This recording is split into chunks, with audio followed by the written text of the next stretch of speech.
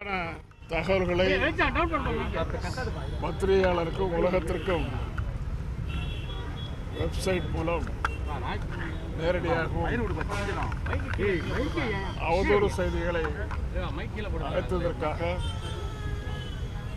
அவர் மீது வழக்கு தொடர்ந்தேன்.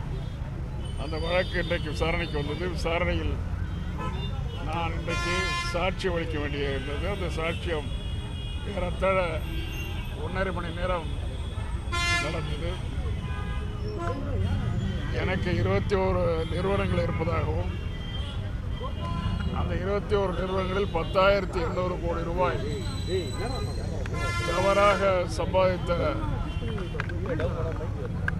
பணம் ஈடுபடுத்தப்பட்டிருப்பதாகவும் தன்னுடைய வெப்சைட்டில் ஹேஷ்டாக்கில் அதே போல ஊடகங்களில் தெரிவித்திருந்தார். அது உண்மைக்கு புறம்பானது மட்டுமல்ல, என் மீது களங்கம் விளைவிக்கின்ற வகையில் தவறான செய்திகளை ஊடகங்களுக்கு முன்னால் சொல்லியிருக்கிறார் என்பதை இன்றைக்கு நீதியரசு அவர்களிடம் சொல்லியிருக்கிறேன். 18 நிறுவனங்களுக்கும் 21 நிறுவனங்களில் 18 நிறுவனங்களுக்கும் எனக்கும் எந்தவித தொடர்பும் கிடையாது.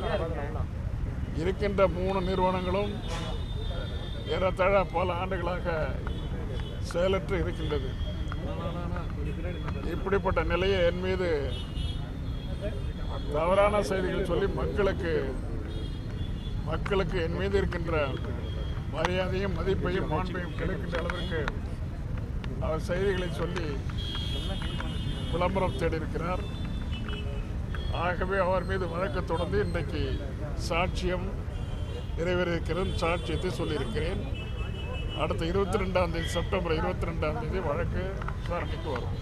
2004ஆம் ஆண்டு நீங்கள் நிறைய ஊழல் பண்ணால்தான் 2009 உங்களுக்கு வந்து பதவி கொடுக்கல, மந்திரி பதவி கொடுக்கல அப்படின்றத வந்து அண்ணாமலை சொல்லியிருக்காரு.